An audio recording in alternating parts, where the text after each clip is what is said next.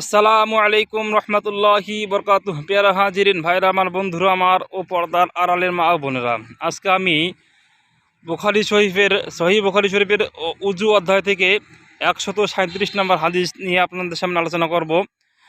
একদা হজরত আলী রহমতুল্লাহ আলাই এবং আব্বাদ ইবনে তামিম রহমতুল্লাহ আলাই তেনার চাচা থেকে বর্ণনা করেছেন।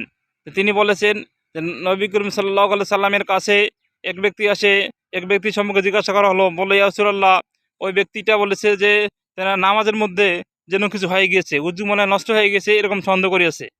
তখন যখন রাসূলুল্লাহ সাল্লাল্লাহু আলাইহি সাল্লামের কাছে জিজ্ঞাসা করা হলো, ইয়া রাসূলুল্লাহ, এক ব্যক্তির নামাজের মধ্যে উজু চলে গেছে মনে হয়, এরকম সন্দেহ আসি গেছে, এমন তো অবস্থা কী করবে? তখন আল্লাহ রাসূল বললেন যে ওই ব্যক্তিকে থামিয়ে দাও, ওই ব্যক্তি যেন ফিরে না যায়, ওই ব্যক্তিকে থামিয়ে যাও যতক্ষণ পর্যন্ত ওই ব্যক্তির রুজু পরিপূর্ণ শিওর হবে না যে পাত বার হয়ে গেল, গন্ধ বার হয়েছে, নতুবা শব্দ হয়েছে।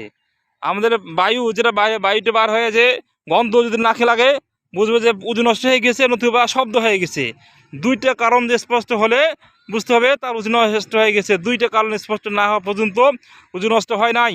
তাহলে আমরা কখনো এই কাজটা আর কখনো করবো না যে একটু মনে সন্দেহ হলো আসলে উজুটা হয়েছে হয় নাই, উজুটা আছে কি না নাই, চলে গেল নাকি, যাই দূরত্ব যাই, নামাজ পড়ার বাদ দিয়ে আবার উজু করে আসি। এই সতর্কতা আমাদেরকে জানতে হবে যে আল্লাহ রাসূল সাল্লাল্লাহু আলাইহি সাল্লাম এই বিষয়ে একাধিক হাদিসে বর্ণনা করেছেন যে একটা শয়তান আছে নিযুক্ত করা, যে শয়তানের নাম হলো শয়তান আলায়ন।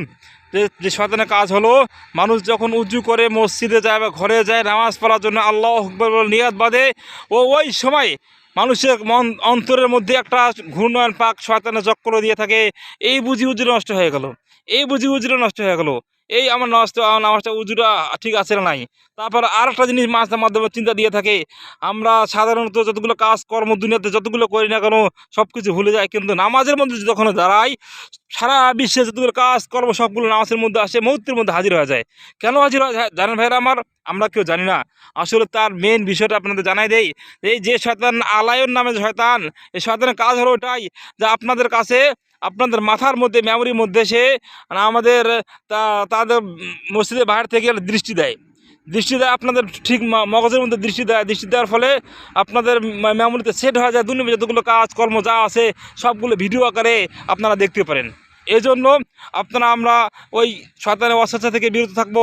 আল্লাহ হাবিব বলেছেন যে এই শয়তানের ওয়াসওয়াসা বিরত থাকার জন্য যখন শয়তান এইভাবে ওয়াসওয়াসা দিবে তখন নামাজ নামাজ শেষ করার পরে আমরা বলবো আস্তাগফিরুল্লাহ আস্তাগফিরুল্লাহ 3 বার বলবো। আর যে উজু ওয়াসওয়াসা দিলে এই দুইটা জিনিস, পরিপূর্ণ শব্দ কানে আসা, গন্ধ নাকে না আসা